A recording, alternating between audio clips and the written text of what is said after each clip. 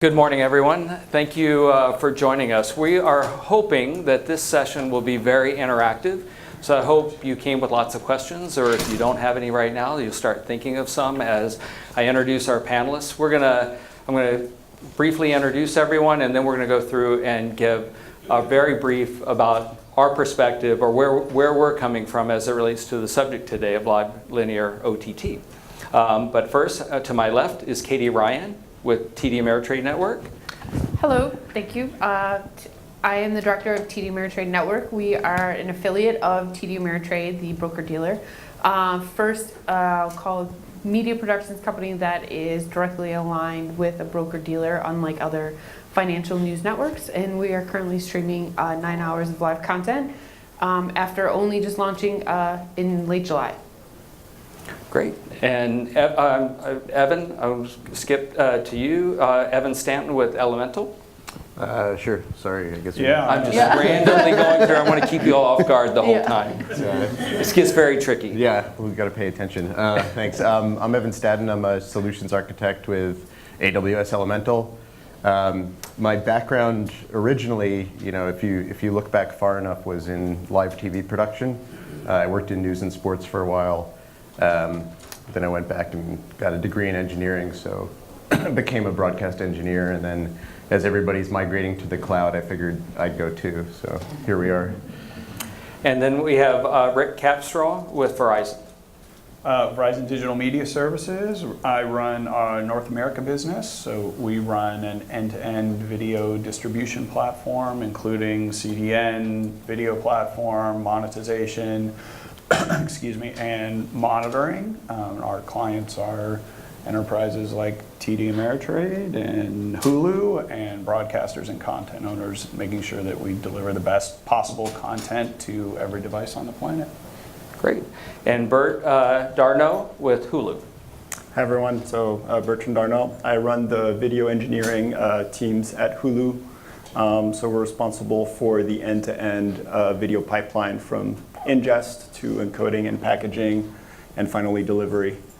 At Hulu, we have a strong culture of engineering, so we built all of our tech stacks in-house, and I'm sure we'll talk a lot about interesting challenges we faced. We launched a live TV platform right about a year ago, just before Streaming Media East last year. Hulu, for those of you who don't know, is an SVOD service. Traditionally, it's been in the market for years, OTT, and again now has award-winning originals like Handmaid's Tale as well as live TV. Great. So I'm going to kick off the first couple of questions and give you a little more time to think about your questions. Bert, what was some of the biggest challenges that you faced as you were building your platform? Sure. So I would say for live TV there were many, right? So we've been doing SVOD for years, and live TV has its own unique challenges that we've learned in this last year and that we're continuing to learn about. I would say they fall in different categories. The first one I would say is just scale.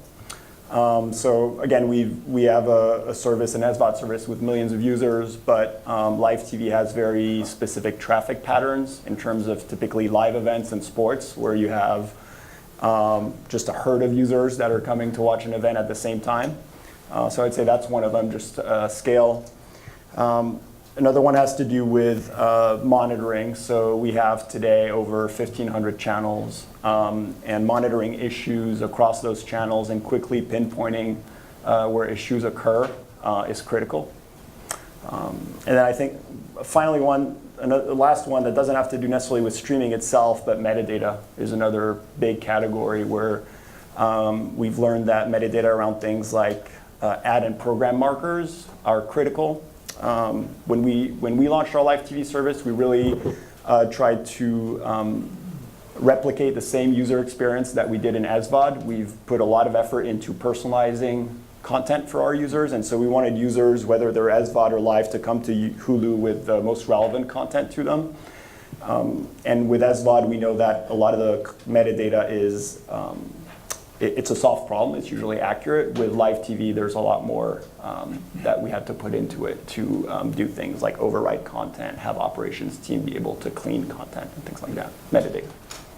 Well, tagging on to that, I think there's some similar but different challenges that Katie Ryan may have faced in launching TD Ameritrade as the first OTT channel network in their space.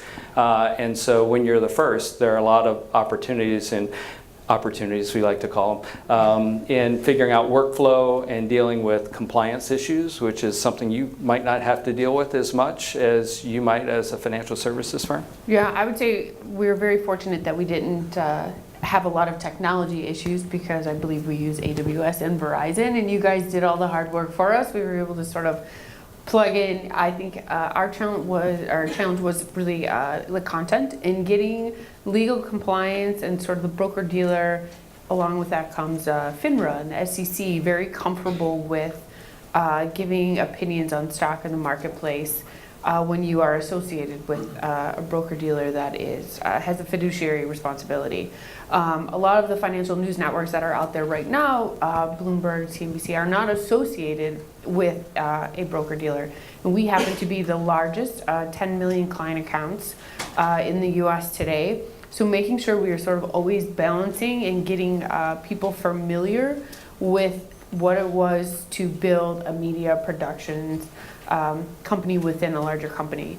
We know content very well, we know how to educate our clients, we know how to keep them engaged, but we knew minimal about building a TV studio, running a TV program, hiring TV staff, and that's really where we went and asked folks for help and hired other people and brought them in. So the interesting thing, I think with Bert and Katie are coming from running a channel on a network, and Evan and Rick are coming more from the technology solutions perspective. So I'm going to kind of ask both of you. I'll start with Rick, but what do you think are some of the things that you see as some of the biggest challenges that a customer should be thinking about when they're planning a channel? Well, you both kind of unpacked a huge amount of things there, and really from two completely separate sides, which we see all the time as well. So Katie has, on one hand, the advantage of creating something new for a digital ecosystem. So there's a lot of challenges in compliance and approvals that maybe are new and that no one's really had to deal with before. But at least you're creating something that you can create from scratch, and there's a lot of ability to kind of model that in the best possible way. And then from Bert's side, you're taking hundreds of existing television channels that are built for a traditional broadcast workflow and infrastructure, and like Bert ably said there, the metadata is a mess. As well as all of the triggering. So, it's just, we can read Scuddy 35, we're good, right? Okay, well, nobody's Scuddy 35 is actually the same. So you've got a whole bunch of legacy compliance issues that are different across the board depending on who the content originator is. So there is an enormous, like Bert said, an enormous amount of complexity from a live linear broadcast standpoint or live event standpoint that you just don't see in the VOD space. So being able to manage all of that complexity and then deliver a unified single product out the back end is really the biggest challenge, I think, that we see today in the live linear space. One of the things that you said about SVOD being, I don't know if you said easy, but easier than live. Yeah, easier. That strikes me as true. I've heard that time and time again, and we're learning it again in the cloud now, as we go forward. I guess you had the fair luck of a greenfield approach where you could go and find the best way to do it. A lot of I'll say legacy broadcast people that have infrastructure that they're already managing might have a little bit of technology lock-in. So, the idea of migrating to cloud for a live channel, you sort of have to rethink how you approach building it, especially when you have a huge compute availability across the world, like with AWS.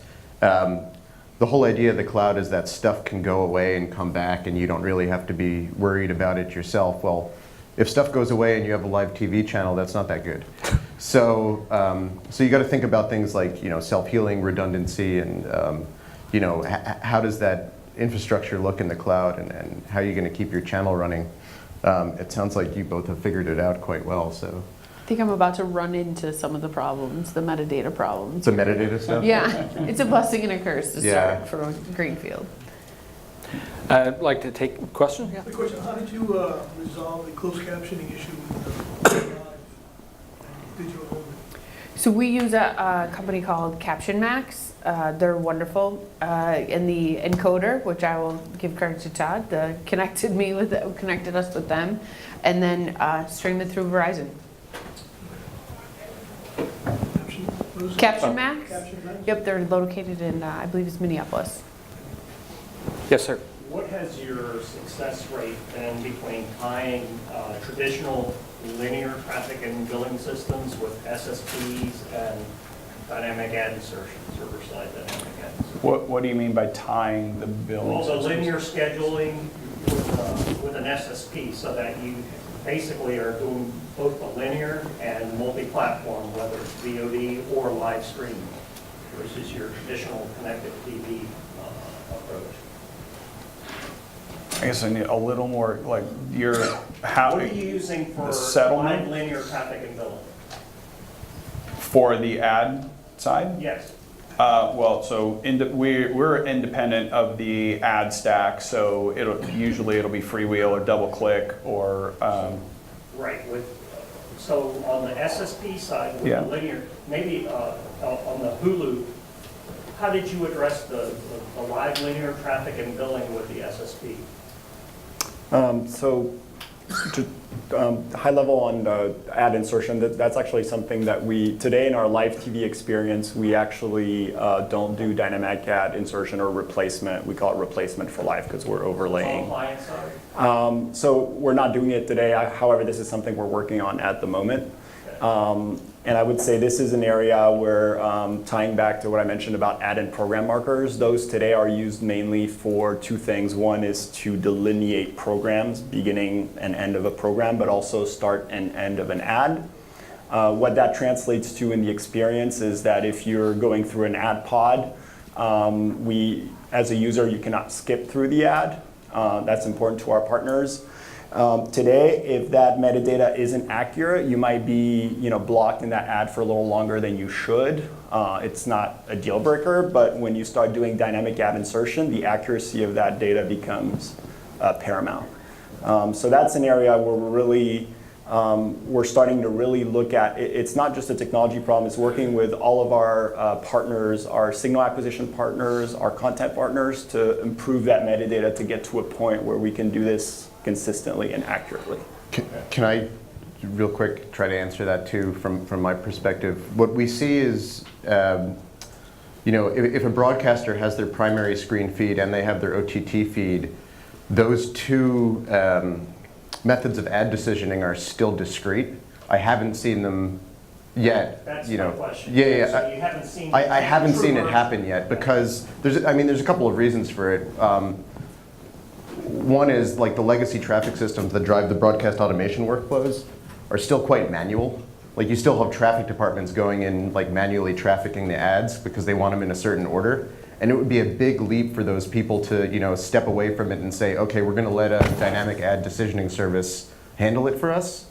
Whereas the OTT people, again, the blessing of Greenfield, when they went in the first place, these ad decisioning systems existed. So they could say, yeah, sure, we're going to go with freewheel or whatever. And on it goes. But in order to sort of correlate those two, I think it's still manual. I haven't seen. Yeah, we can do pass through of broadcast or replacement via DAI, but that's just the beaconing is not combined with both the traditional SSP and the new digital version. So last question. So for Ameritrade alone, when you're doing live linear, are you using a traditional vendor or was it developed internally or?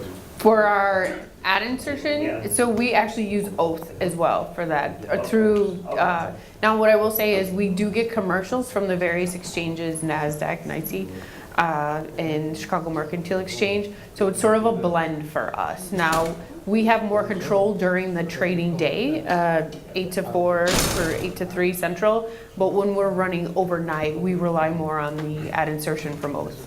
And when we do broadcast, the default would be we're taking source with ads already in the broadcast feed, and then the decision is replace it or don't replace it. So if you don't replace it, then there's really no integration of billing. We're just passing through on the broadcast, and that's the way most folks are doing. Dave, do you have a question? From the Hulu perspective, what's driving your desire to do dynamic ad insertion? The clients, the networks that you're carrying, or are you guys trying to get into that business of ad sales? So great question. So first I'll start off with Hulu's been an ad business from day one, so it's really part of our DNA as a company. We actually started in 2010 as an free AVOD service that was fully ad supported. It's a big part of our revenue as a company. I would say it's a big part of my paycheck as a Hulu employee. So we definitely want to, for live, it's definitely an area where our content partners and we as a company are really interested in that we're really interested in doing. And again, pushing the boundaries, because what we see today is that the quality of metadata and where we are is, is still early stages. So, well, I think it's also interesting in the evolution of where we're at and why anyone would, because we've kind of come from phase one, which is just get my stream up and give me an alternative, and I know everything's going digital, to, all right, now how do I make some money, to where we are today, which is we're actually making some money. So we had a client who had some problem with their ad triggering or beaconing the other day. Beacons were down for like a day, not Katie. And they told me they lost $200,000 in potential revenue in that day. And my first reaction was, oh, crap, that's not good. And then my second reaction was, holy cow, you were going to make $200,000 on this in one day? And that's obviously not anywhere near broadcast level monetization, but we're seeing now that the OTT side of most broadcasters, content owners' business is a significant amount of revenue. And as that grows, the complexity with monitoring and compliance, both on the kind of FCC side as well as the ad and monetization side, just gets more and more intense. and just to piggyback on what you said, another key thing about live ads versus the burnt-in ads that you get with a live stream, they're personalized, right? So the value of those ads is much higher, and there's a lot of literature around kind of the value of that. But you can imagine.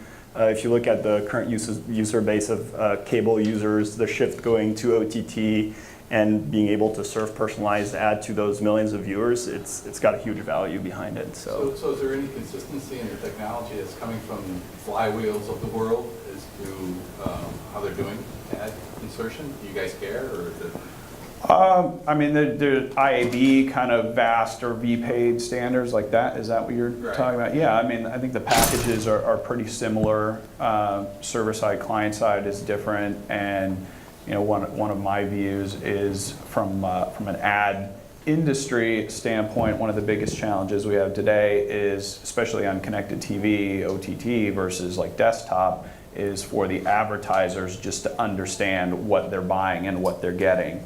I mean, there's a big difference in YouTube pre-roll versus a mid-roll on Hulu on a 70-inch Samsung screen, right? And it drives me crazy with the Oath side of our business from a monetization side when they're asking about viewability. What's the viewability metrics? It's a 70-inch TV in your living room. The viewability is 100%. Amazing. Stop asking me these questions. So from a standardization standpoint, I think ads are much easier than metadata, I guess is an easy way to put that. But from an understanding of what advertisers are getting versus what they're buying versus what they're looking for, I think there's quite a way to go still.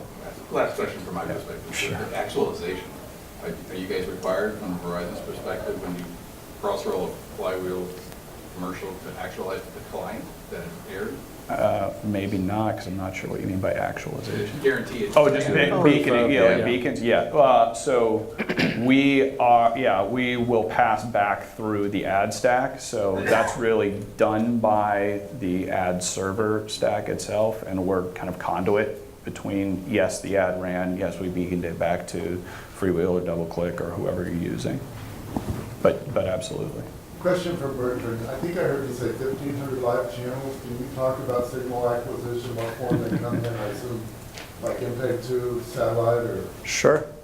I could go on hours talking about it, but at a high level, and first of all, just to clarify, when I say 1,500 channels, there's less channels as a user, so because we have all local affiliates and most coverage, so as a user of Hulu, you'll get less of that, but that is the full kind of suite of channels that we get. We also have a lot of redundancy baked into the service, so just for context. Signal acquisition is, varies. As much as possible, we try to go for the highest quality and source possible. The same thing we do in VOD. That's kind of usually a good thing to go with. So we try to do fiber whenever possible, dedicated circuits to have consistent connectivity. Obviously, certain channels are only available through satellite. That happens in certain cases. But today we work with third-party providers that are doing two things for us: one, signal acquisition, and two, encoding of the streams. This is definitely an area where I think we're interested in seeing the industry evolve to more of a contribution type format, and we don't see that today. That's the case for cable, right? So MPEG-2 transport stream is the golden standard for cable and broadcast. And today we see that, depending on the content partner that we work with, in certain cases, the only way we can get streams is through HLS, pre-encoded HLS from a vendor that they work with. Also kind of ties into cloud infrastructure. We've built a lot of the live TV infrastructure in the cloud. Having a contribution format allows you to have a single high quality source in the cloud and then be able to change vendors as necessary. So that's kind of where what we're looking at and hoping the industry will go. I was going to ask you what you prefer. Do you want a mezzanine Yes. transport stream or something? Yeah. Yes. Okay. Yeah. And really it comes down to, at that point, again, all of our stack is in the cloud. We are free to change vendors, right? If today Harmonic has the best encoder, we can use them. If tomorrow another company comes out with a better codec, or if we decide to control more of that stack, we have a lot more flexibility. Makes sense. Next question. What changes, start with you, Bert, would you like to see, or what do you think the biggest change coming for OTT? What do you see the next evolution? Sure. So it kind of ties back to my previous answer. But I think just for additional context around what I just mentioned, about a year and a half ago, when we were looking to build our live TV service, we went out and spoke to different partners that we knew had solutions and could provide signals and encoding.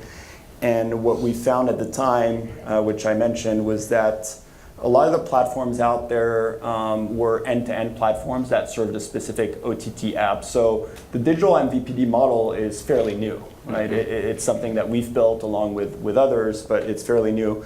And so traditionally, a lot of the tech stacks or technology providers that existed were really for apps like CBS All Access, right? So this was CBS who wanted to build their OTT app, worked with a provider, and who built that, or Watch ESPN and so forth, all these individual apps.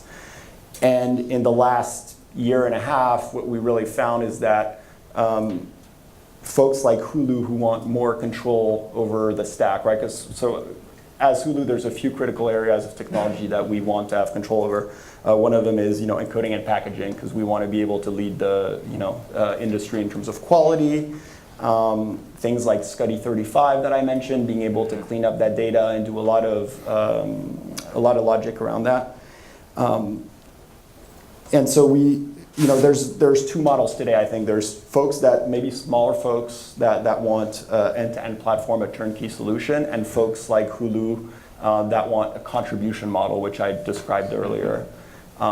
And I think what we're seeing with technology providers today is some of them are kind of holding into the old model, where we see that the reality of the industry is a mixed model. There will be both. There will be folks like us that want contribution and folks that want a turnkey solution. And we're starting to see some of those technology providers change the mindset around that. Rick?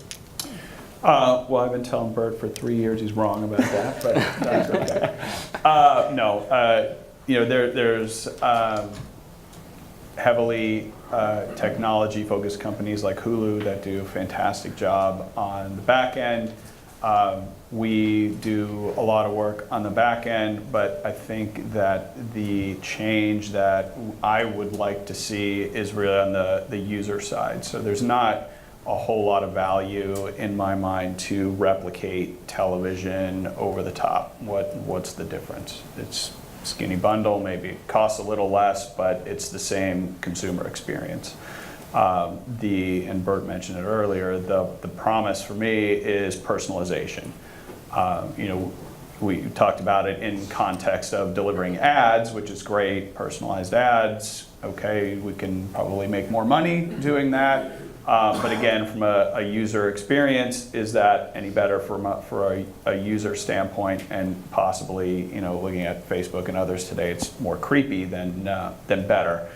But delivering personalized ads is nice, but we can deliver personalized content just as easy. I mean, every single stream to an end user is its own individual, unique stream. It doesn't have to be mass market broadcast like satellite broadcast of linear television is today. So why do we want to replicate that model when what we could be doing is delivering exactly what a customer wants in either a linear or live format or in a VOD format? So like with Hulu, I love the My Stuff kind of feature, which you could call in the old school DVR, but that's not really what it is, right? It's self-curated content and then delivered to me immediately every time it's ready, and possibly even in a linear standpoint. So that ability to customize content, both linear and VOD, and a mix of both, is I think what the next really evolution for this business is, and where I'd like to see it go. We'll add on to that. We're seeing a trend. People want to get there, Yeah. right? And sort of the first step seems to be consolidate what we have now, right? Say, you know, we have our traditional broadcast over satellite, we have our OTT stuff. How do we first make it so that we're not managing 2 or 3 different encode plants, you know, and get it all together in one? Mm-hmm. Then how do we do the personalization from that with content replacement for each individual user or ad replacement, what have you? And then the other thing that we're seeing that people are pretty excited about is lowering the latency of the OTT delivery. Yeah. People sort of got sick of the minute behind. It wasn't that bad, but you know, people got sick of the significant amount of delay between, you know, their OTT experience and their primary screen experience. So new technologies have been coming out recently that sort of get us down there, and we're starting to see, you know, 2-second end-to-end latency, which is pretty slick. Yeah, and better quality. And 2 seconds is amazing because cable is 6/8. Yeah, right? exactly. So as soon as we start to beat your cable provider, then maybe we have a different world. It's happening. Yeah. You're seeing 2 seconds over what? We're seeing it. If you have a super low latency contribution encoder, you can get from glass to glass in 2 seconds using, I'm a little biased, but using CloudFront, right? You can use that.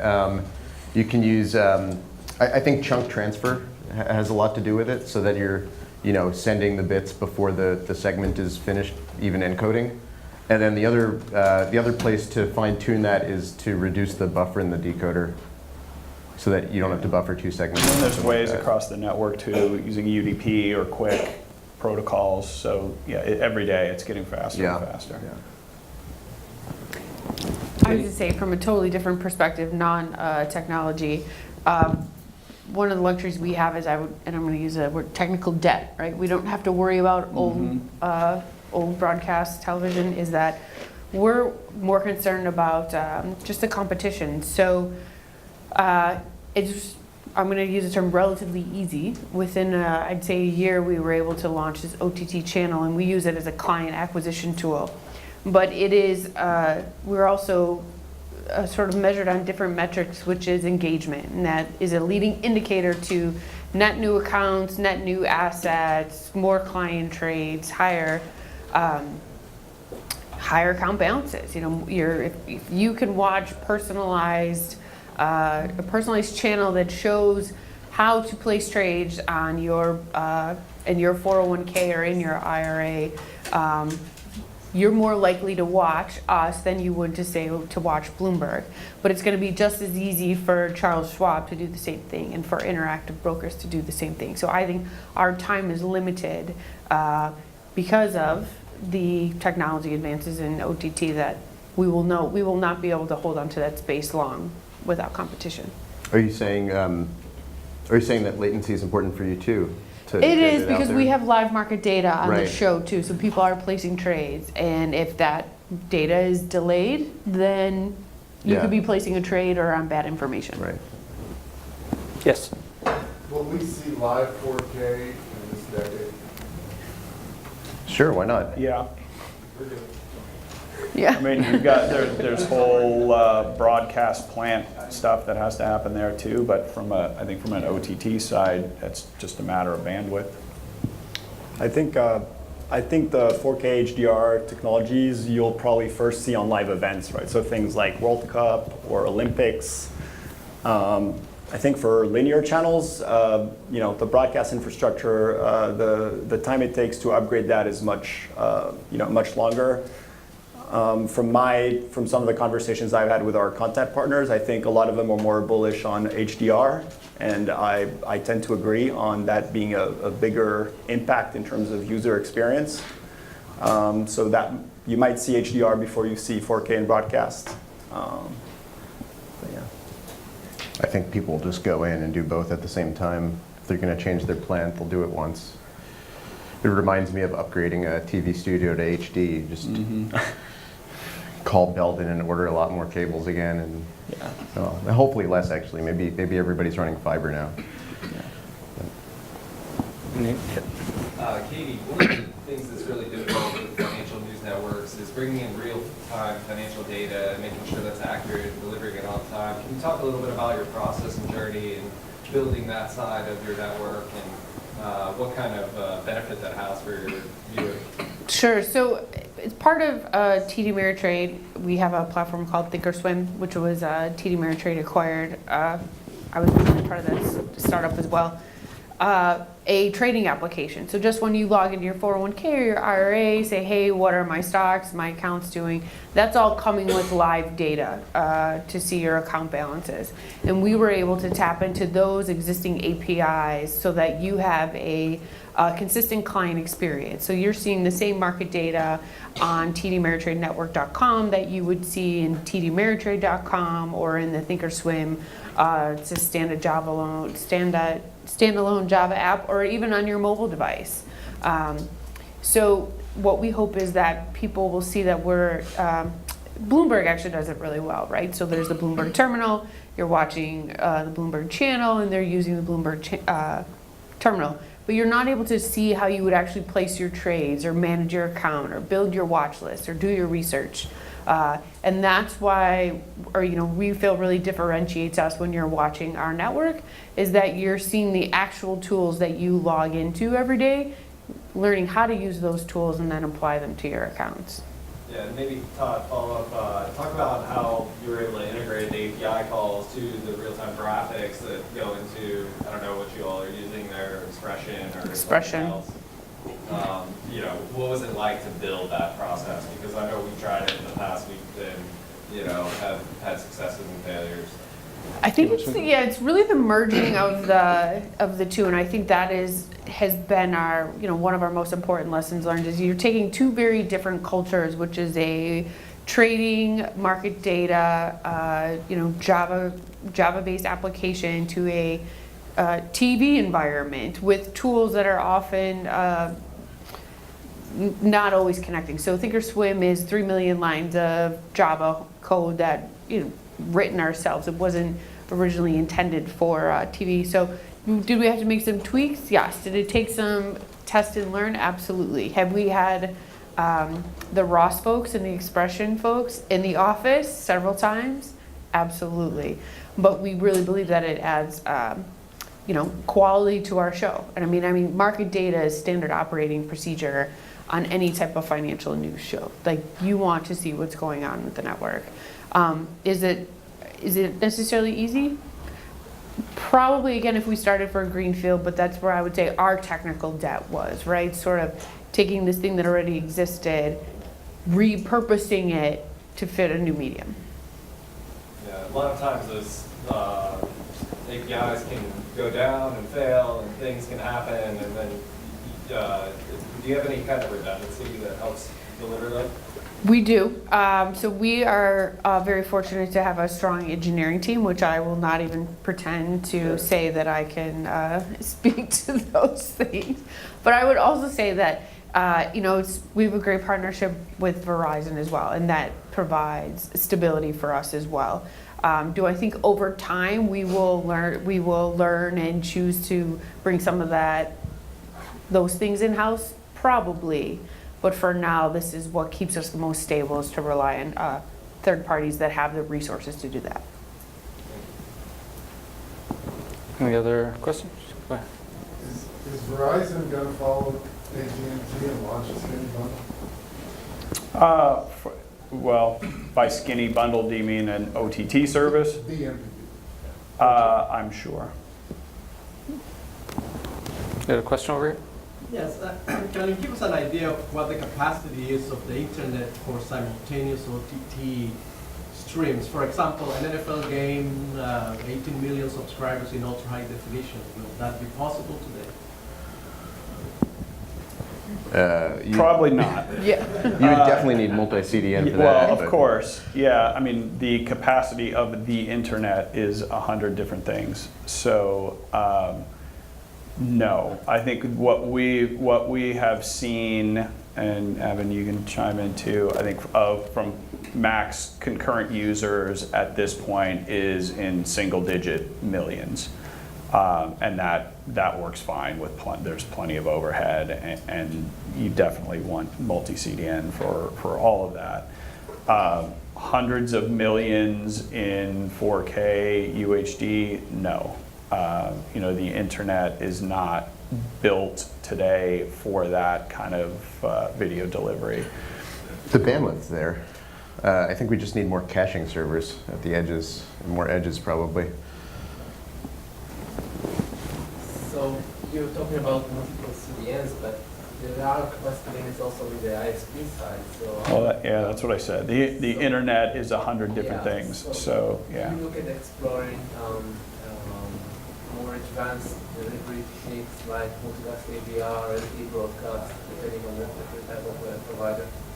Absolutely. I mean, from our network specifically, bandwidth and POPs are nice, but the key is interconnects with last mile networks and with peering networks. So the more that we can have an interconnected and robust interconnects across the globe, and the more our friends at Elemental can encode, less thick bandwidth than with the same video quality, then all of that comes together. That was my little smart-ass comment, was the internet's 1,000 different things. But yeah, the bandwidth, probably not really the issue, right? Interconnecting where all the peering points are, how you're going to deliver each and every bandwidth rendition. Do you need each and every bandwidth rendition? Or what kind of chunk caching are you doing on the edge?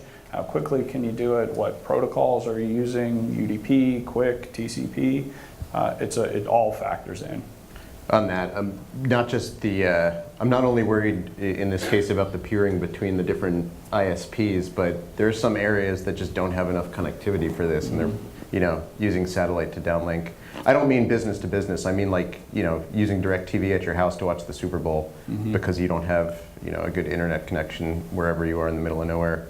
We're lucky here in New York, right, we can all probably stream the Super Bowl, but it's not like that everywhere in the world.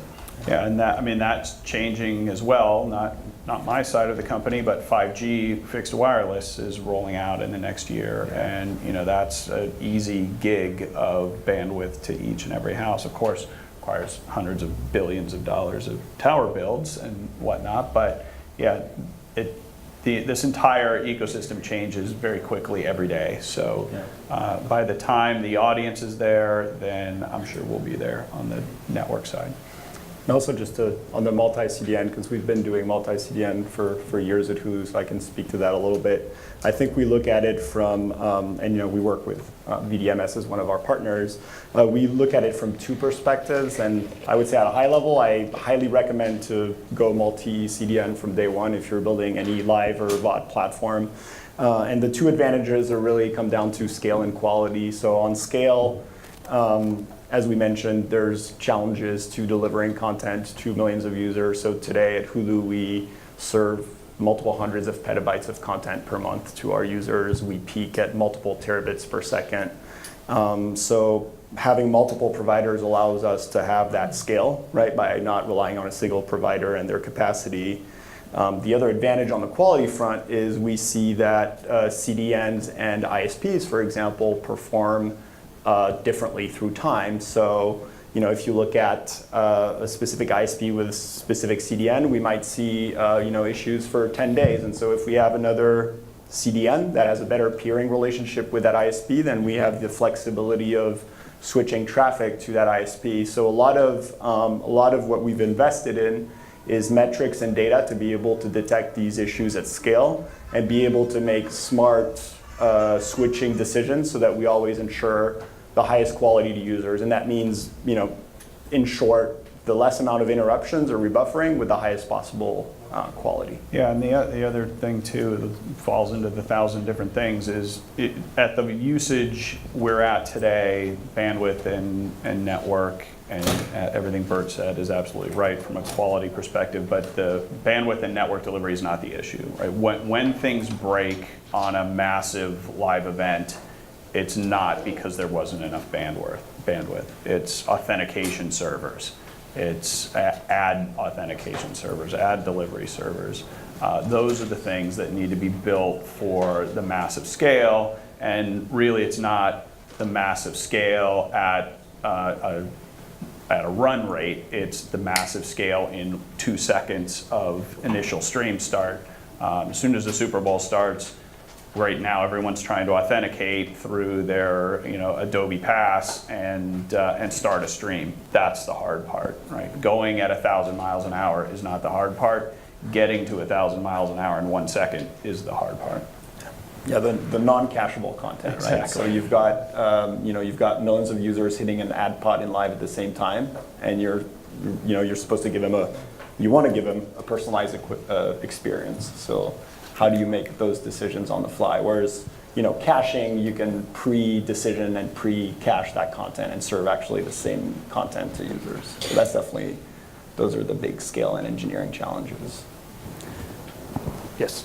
How receptive are you finding the edge providers to the idea of edge caching? In particular, I'm thinking about the only way to really scale up from massive live event is through edge caching from the network architecture standpoint. But most of them are cable operators, and the last thing they really want to do is see their pay TV business go away, because now you can have a Super Bowl audience over the top. So how is this going to play out in your mind? I would caveat by saying Rick's opinion and not the opinion of any organization I may represent. But I think that is starting to change just based on business realities, right? I see more and more cable providers starting to replace QAM-based set-top boxes with IP set-top boxes and running applications like Hulu on those alongside traditional linear channels, right? Whether a cable company goes back to being more of an ISP than a cable company may be the way, but I think that barrier of trying to protect traditional kind of QAM-based networks at the expense of not providing customers what they really want is that cliff's already been passed, whether everyone knows it or not. Yeah, that sounds right. Since we're talking about OTT here, you know, from an AWS perspective, we own those edge caches, right, for the OTT delivery, and we're constantly growing capacity there. So, you know, then it becomes how do we carry it to the home, which is, I think that the cable providers were smart. I should call them ISPs at this point, I think. I think the ISPs were smart to start getting the rights to all the content in a way that they can deliver it over the top, which is what we're seeing more and more of with these IP set-top boxes and stuff like that. I sort of, again, my opinion, not my company's maybe, but I envision a world where you probably don't need a cable box at all, and you know your TV has the Xfinity app or something like that, and you just sort of go and you know, you can watch your cable that way. And then that opens your entire consumer world of entertainment and information to services like Katie's as well, you know, in a unified environment. So that's the direction that it's going. Okay, well, I think we have to wrap it up. Did any of you have anything you want to make sure you get across before we? Thanks for coming. Yeah, thank you for a great panel. Thank you all. Thank you for participating.